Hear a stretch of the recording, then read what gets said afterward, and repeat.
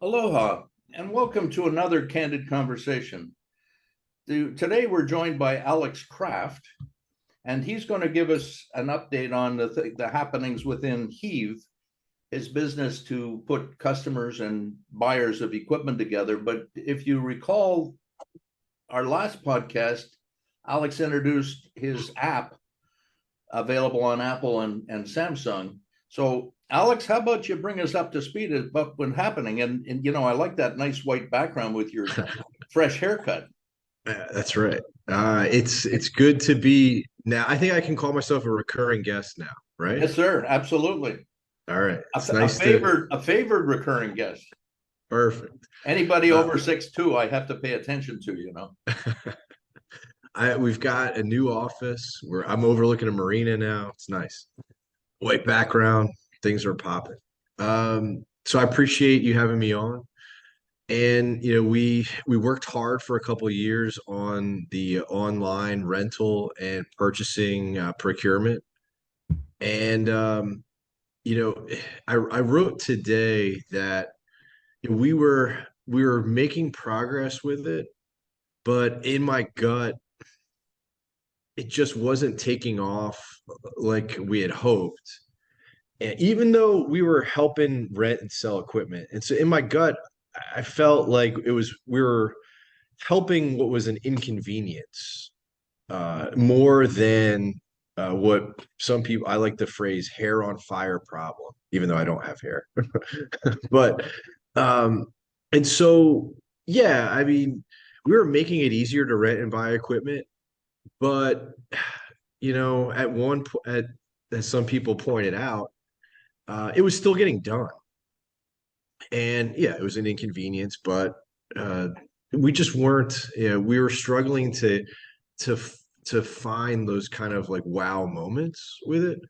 And so we had some tough conversations internally, and we went back out and talked to customers more. And we asked them, what is the biggest pain point that you have? And it's not 52% reply. It was 100%. It is service. It is, people reference a tech shortage, lack of skilled labor, longer lead times for dealers to get out there, high labor rates, parts availability. All of these things go under the umbrella of poor service. And so we we kind of kicked around the idea of, could we do something here? Could we solve this pain point? Um, my first concern, frankly, was, are there enough technicians out there that have the diagnostic software that can offer a dealer type experience? Because we all know that electronics are playing a larger part in heavy equipment. A lot of people don't like that, but it's necessary. And thankfully, and we're fortunate that, when I started talking to technicians who are working independently in the market, every single one of them had software. Either they had the OEM branded software they acquired, I don't know how, when they were with the dealer, or I found this company called Diesel Laptops, where they've built a business supplying laptops first for on highway trucks and then now for off highway for heavy equipment that can plug into any manufacturer's computers. And so my fear initially was I was able to kind of move past that. And then we started finding more and more technicians and onboarding them. And then had the app built, rolled it out into the market, and we've been facilitating customer repairs now for, a month and a half. The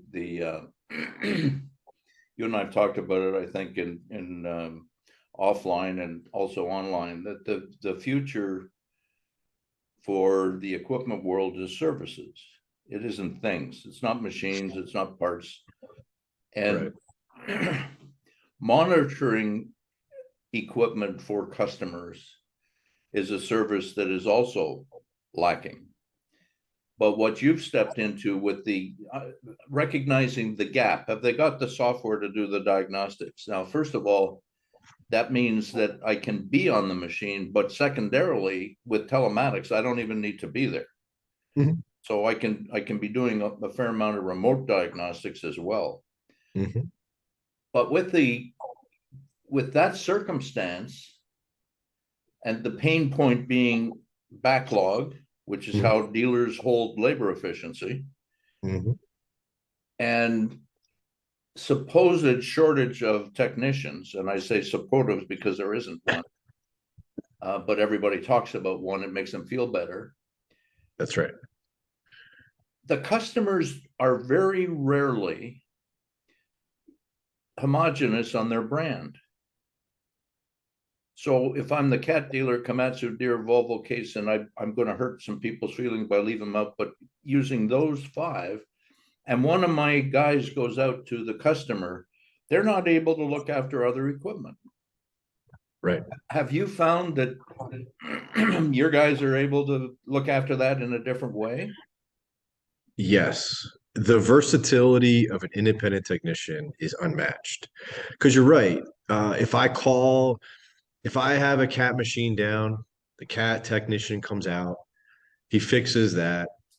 And guess what? Because of the backlog, he's immediately dispatched to another customer's job.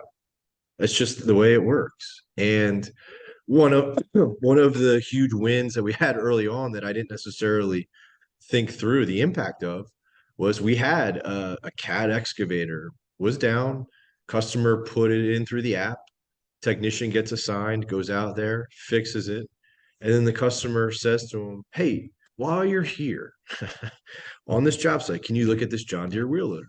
Sure. Looks at the John Deere wheel loader, and now what was one service call, he fixes two machines while he's there, maximum efficiency, and then is off.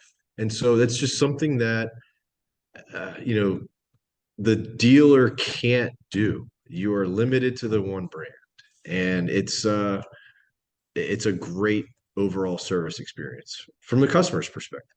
Yeah, and you say well over $100 because they only have one trip. That's right. You know, it runs contrary to some of my thinking relative to maintenance, having specialists for maintenance, because I'm doing that off hours, 6 to 6 type of thing, night, 6 evening, 6 morning. Hmm. And anytime we had in the past the technician go out and do maintenance, the customer always used to say, "While you're here, I have a problem with this machine. Can you fix it for me?" And when we sent journeyman out, he can do that. So we sent journeyman out.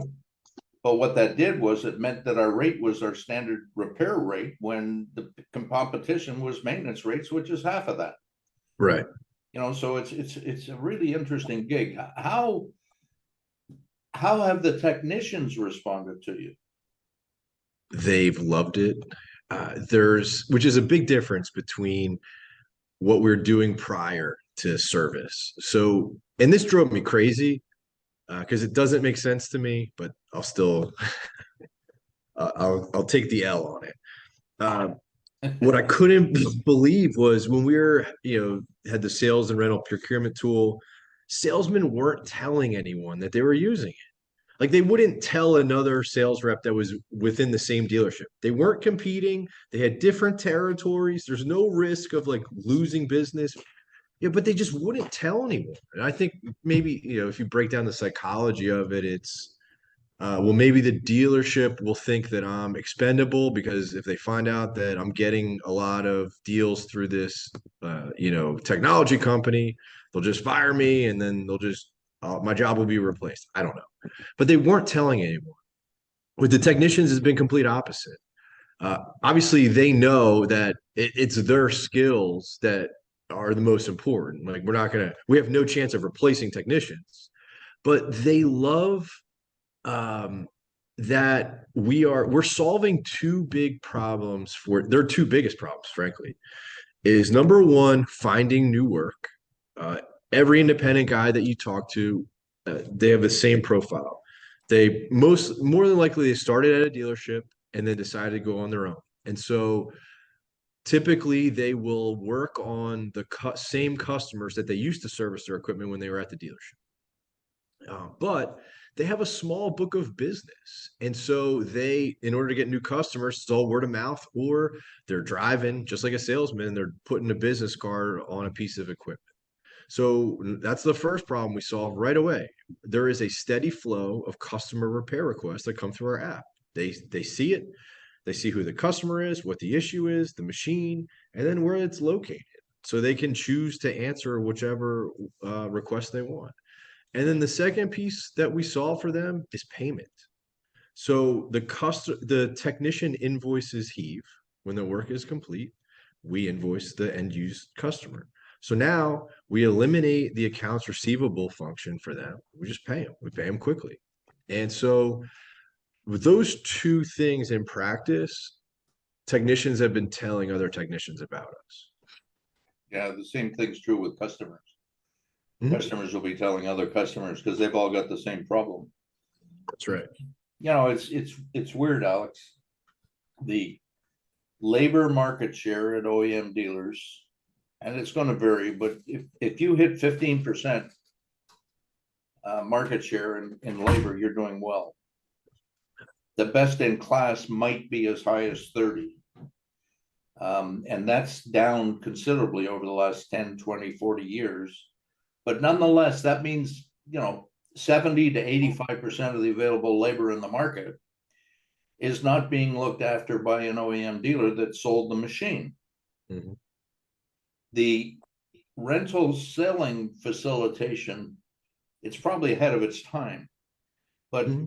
that might be something that is not going to be responded to by salesmen, but by brand dealers, or down the road a piece, manufacturers. Because I'm not sure what the future of a distributor or dealer looks like. Yeah, I'm not sure either. The mechanic, they're always going to be needed. Repairs and maintenance is always going to be present, and it's not going to be done by robots. And it's kind of, I think you and I spoke about it. There was a case a month or two ago, I think I wrote about it, where a guy was in Atlanta, Georgia, and he had a serious heart condition and needed a surgeon. And the surgeon that was able to do that work was in the country on vacation about 100 miles away. Mm-hmm. And they got in touch with him, and he was prepared to come in, and he gets in his Bentley to drive, and about a half an hour along the way, his car breaks down. And he finds a guy on Google and calls a mechanic. He able to come out, he fixes the car, the doctor gets on, the patient lives, everybody's fine. And my question to that is, who do you thank, the doctor or the technician? Mm. So in the case where you've got, and you used to characterize it as Uber for technicians, which is Uber doesn't do anywhere near as much good in the market as what you're doing for clients. We're dealing with, hundreds of thousands of dollars of pieces of equipment. It's going to be something that is going to take off everywhere. What are the impediments to your growth? That no one has asked me. You hit me with a question that I sorry, I'll back up the tape. That's no, I mean, it's finding enough technicians to handle the demand would be the first thing off the top of my head. That would be an impediment. There are resources to better qualify technicians. You have some of those as well available that I think we're going to leverage. We're going to start. We're starting in a certain area. We're starting in Florida, so we can manage the expectations and develop the playbook that we can roll out in other markets. But we've been building a wait list in other markets just to gauge how many technicians we can onboard that are interested in trying out Heave in other key areas of the country. So we always have our eye in other places. Have any of the technicians come back and made suggestions to you as yet on what they want to see? Yes.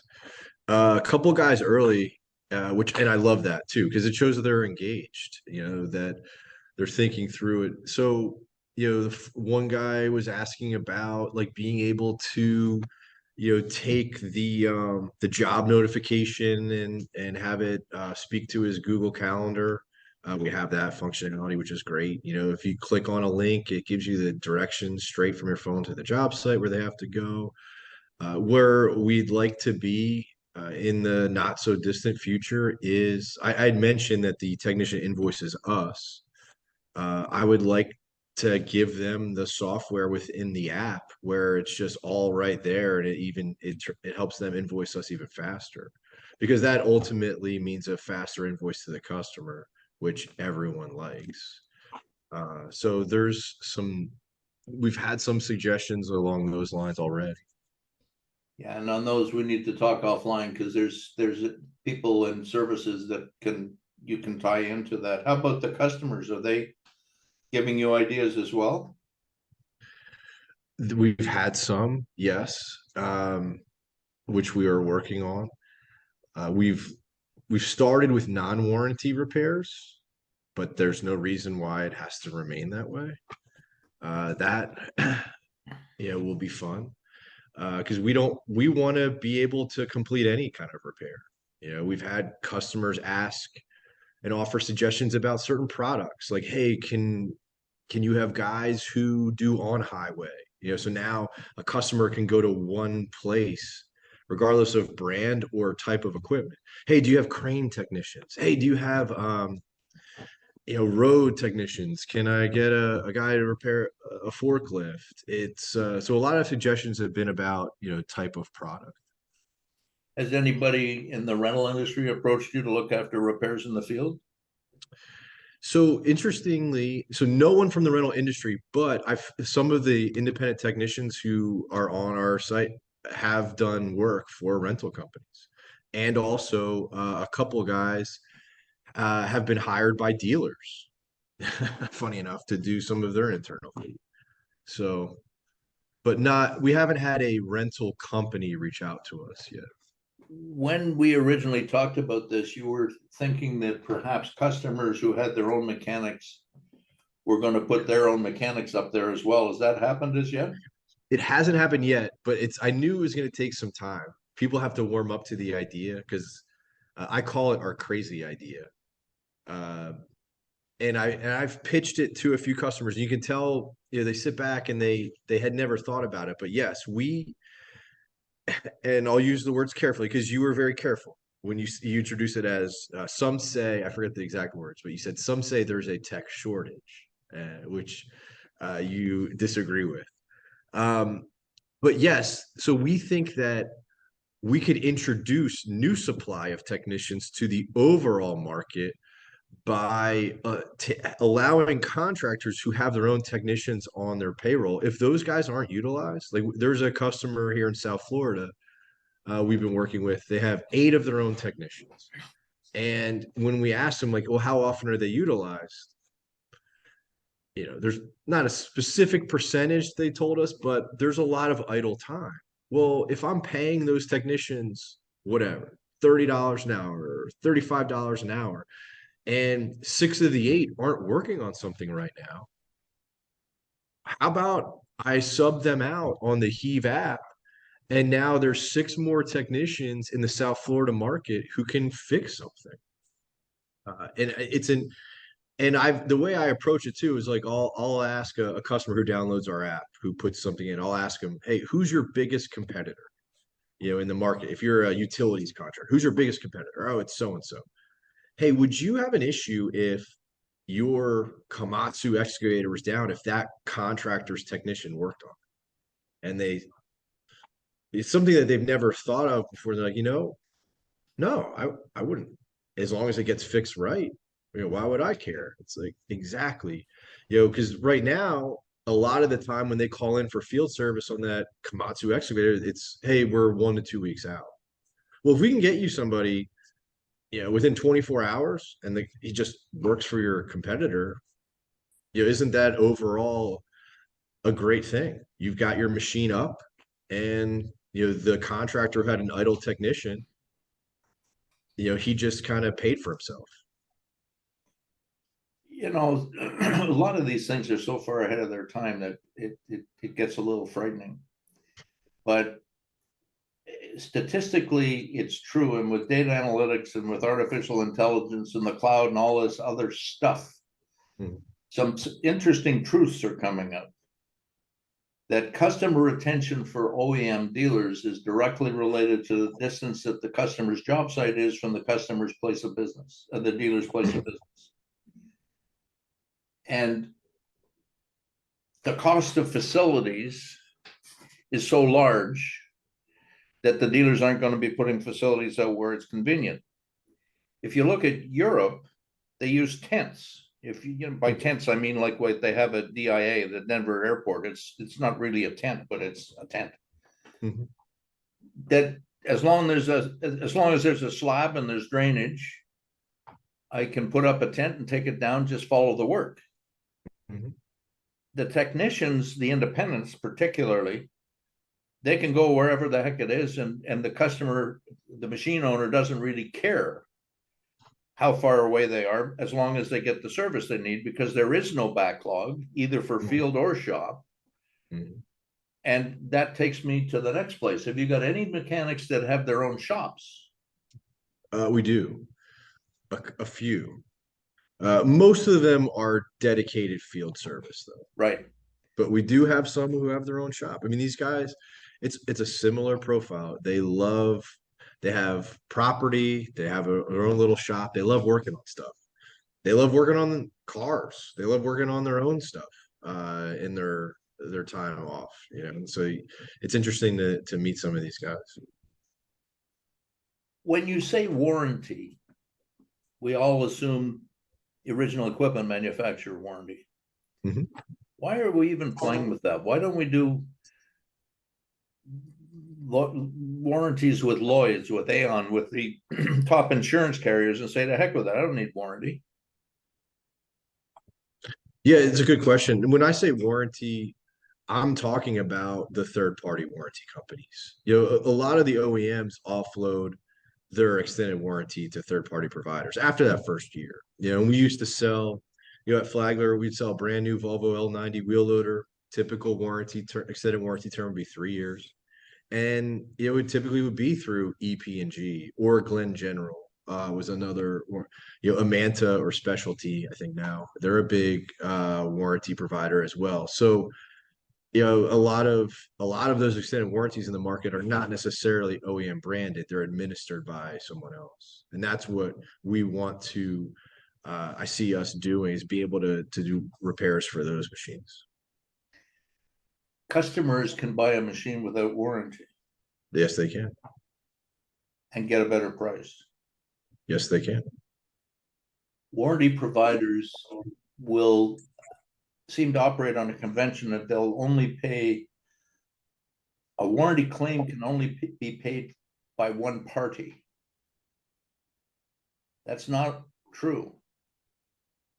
There's terms and conditions that would allow warranty to be paid by the OEM for the machine warranty as new, and the insurance company, I'm going to call them that rather than a warranty company, the insurance company, if certain conditions exist. So if there's a failure in, say, the warranty period 6 months, and there's a failure at 4 months, the warranty insurer will pay for that as well as the OEM. Have you explored that at all? I have not. Not there. Not to that level yet. Okay, the two big boys, but that underwrite EPG and Glen General and these other guys are Lloyd's and Aon. Those are the big dogs in the fight. The guy that did the Lloyd's underwriting for Caterpillar and John Deere and Komatsu is an old friend of mine. He did all his coding in DOS. He's one of these old dogs. But he changed the whole world of warranty because of how he underwrote it. Warranty needs to be redefined, because if you think about warranty, there's no such thing as a machine failing other than defects. In short-term failure, that's going to happen. But whether it's 3 years, 5 years, 7 years, why can't we have warranty 10 years long? Or the other side of that equation is no such thing as warranty. Natural wear and tear. Mhm. Johnny Bertoni at Burco, when he was alive, he sold into America, I don't know, tens of millions of links, individual links, not link assemblies, individual links. And he had 5 individual link warranty claims, and he denied them all. And we're sitting talking, having a glass of Campari or something, and he said, "These guys are crooked." I said, "Why?" He said, "Well, think about it. I've built 4 million of these links, and I've got 5 warranty claims in the last 12 months. Throw it away." We have to revisit, and this is way too early, but we have to revisit what warranty is. No, I agree. Similarly, should there be a premium on response time? Customer's got a machine down. Dealer is going to take 48 hours to get there. Through Heave, the technician can be there in half a day. Is that worth more? I think customers would say yes. Do you see that day coming? Definitely. There's a couple inherent advantages in running an independent network. This is one of them. We've seen this play out time and time again. So from the time that a customer submits a request, I need service on this machine, I'm located here. On average, we are getting a tech assigned to that job within 10 to 15 minutes. Here's the inherent advantage. Because the customer is talking directly to the technicians.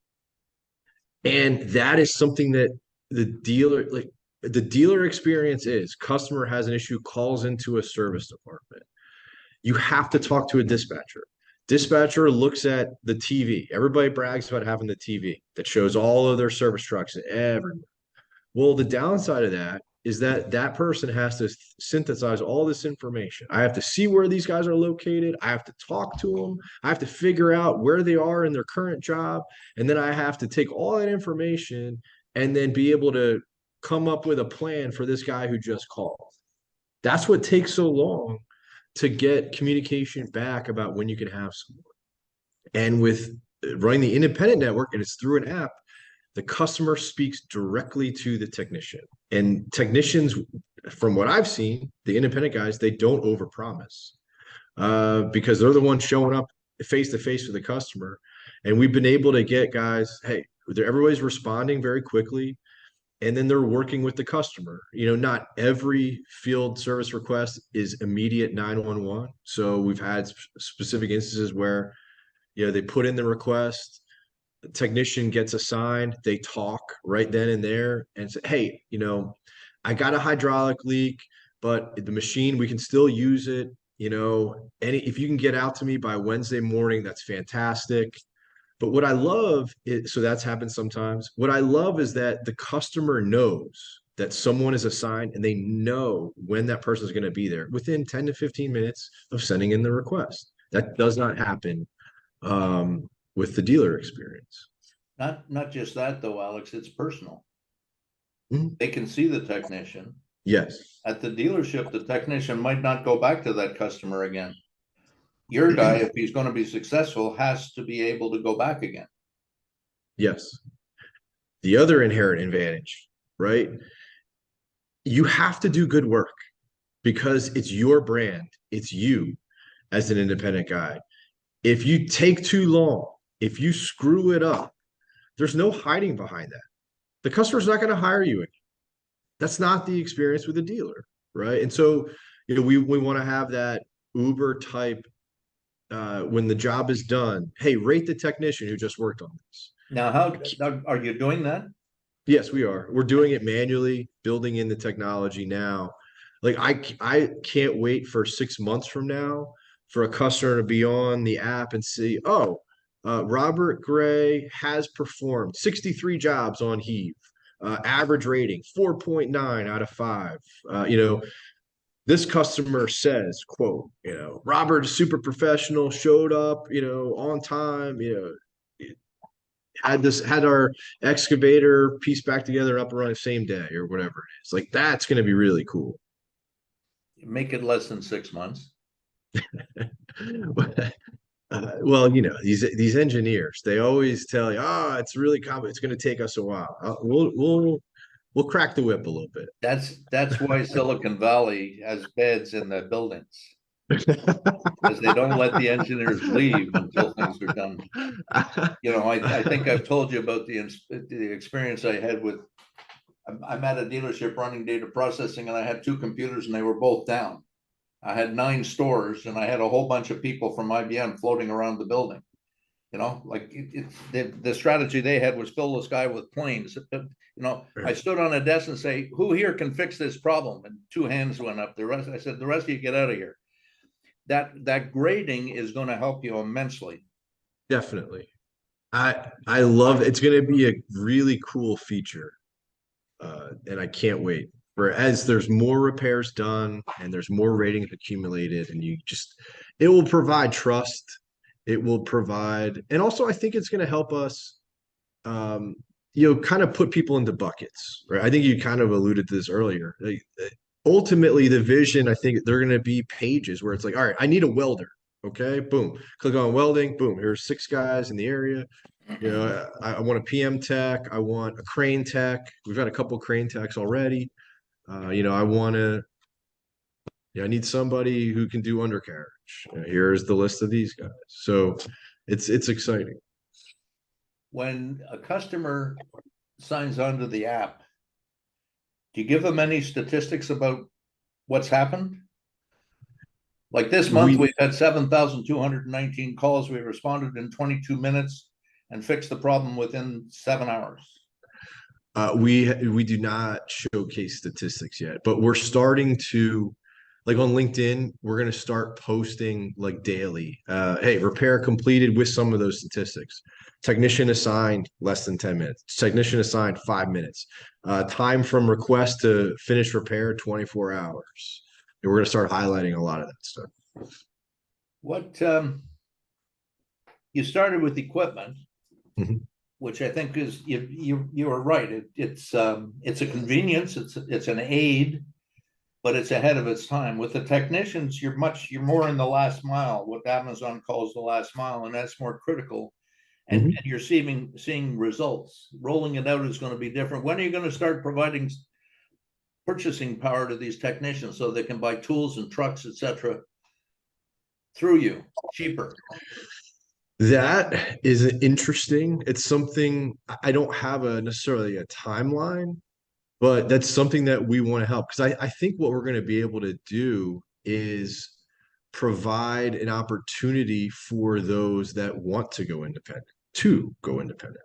And so that would be, hey, Diesel laptops. I'm building a relationship with. I was just on their founders podcast last week. So they love our mission. They sell these technician laptops. They sold, I think, 75 million of laptops last year. So there's a natural partnership there where, they will sell the laptop, technician invests to go in their own business, and then Diesel Laptop says, hey, oh, by the way, you just spent X thousands of dollars for this laptop. Here's a way that you can, get more work. It's through the Heave app. You should sign up. Service truck vendors. I'm sure we could build relationships with service truck vendors where we could help. I already have finance company relationships that used to finance equipment through our first product. So I've already had those conversations where they'd be happy to help underwrite service trucks for technicians who want to go out on their own. But absolutely, I think we can help technicians who are entrepreneurial themselves. Yeah, I think I think this is a hell of a deal. I'm really excited for you. I'm happy for you. And as I always say, anything I can do to help, don't be shy. No, it is exciting. Thank you for your support. Well, no, you deserve it. You've earned it. I think we've done a pretty good job of recapping where you're at now. Is anything you want to close this up with? No, I think we got the full picture. It's pretty. What I like about, I mentioned we're solving a real problem. We are. What I love too is that it's such a clear value proposition. We are, we haven't talked about cost at all, but we are a cheaper alternative to dealer service.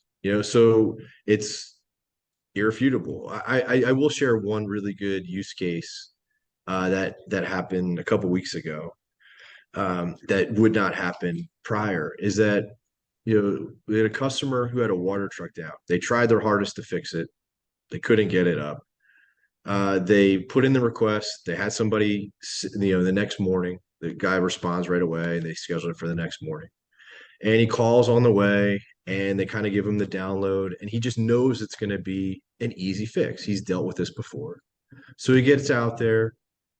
It took an hour, got it up, everything's working, and they got an invoice for 1 hour and I think $75 for one way trip. They got a $230 invoice, which they've never had before. It's like it, I'm sorry, but the OEM captive dealer experience is all right. Well, we're gonna send this $175,000 truck to you. It's a 4 hour minimum. There's it's $145 per hour of drive time, and then it's 83 miles, so that's add another $4.10 a mile, and there's like 5 line items, and the thing that customers say a lot is, well, damn, I mean, it's $1,000 before you even touch my machine, and it doesn't have to be that way.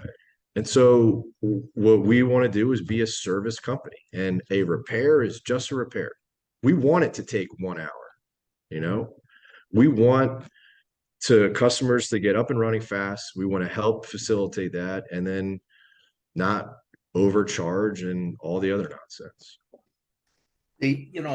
So no environmental charges, no shop supplies, no mileage charge, no minimum miles, blah, blah, blah, blah. All of that stuff. It's really, you're breaking down walls, it's the independent mechanic, as you say, he's typically trained at a dealership. Mm-hmm. He works for people that he's already worked for. They know him, he knows them, everything's fine. 6, 8, 10 guys.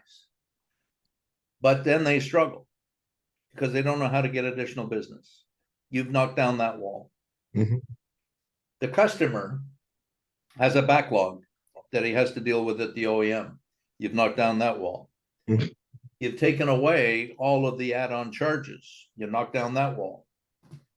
You're creating a situation where the customer is identifying and going to be scoring the skills and the experience that you're going to publish. Mm-hmm. You knock down that wall. That's not ever been done at an OEM dealer, to my knowledge. Mm-hmm. It's customer centric, buyers' needs, and you got 2 buyers here. Mm-hmm. The dealer's only got 1. Mm-hmm. So good on you, man. Yeah, it's exciting. It is. And I'm going to close it there, Alex, and thank you. And I'm going to thank the audience for listening into this, another Candid Conversation. I hope you're going to join us again in the near future at the next Candid Conversation.